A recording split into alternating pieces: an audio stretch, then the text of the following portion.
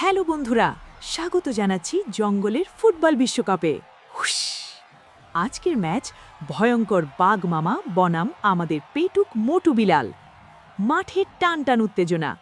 একদিকে বাঘের টিম, যারা জিমের বডি বিল্ডার, অন্যদিকে মোটুর টিম যাদের দেখে মনে হচ্ছে সার্কাসের পার্টি।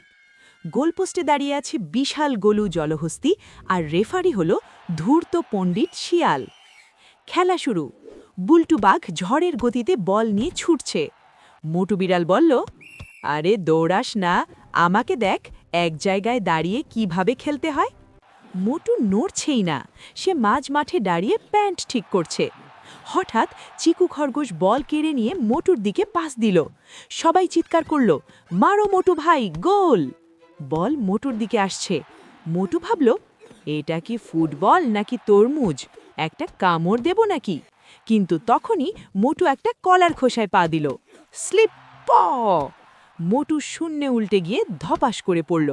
কিন্তু মজা দেখো, বলটা মোটুর সেই বিশাল ভুঁড়িতে লেগে স্প্রিংয়ের মতো লাফ দিল। বইং! বল সোজা গিয়ে লাগলো বাঘের গোলপোস্টে। এমনকি বাঘের গোলকিপারও বলের ধাক্কায় নেটের ভেতর ঢুকে গেল। গোল! শিয়াল রেফারি বাঁশি বাজিয়ে দিল। মোটু মাটি থেকে উঠে বলল, দেখলে তো, একেই বলে বেলি কিক।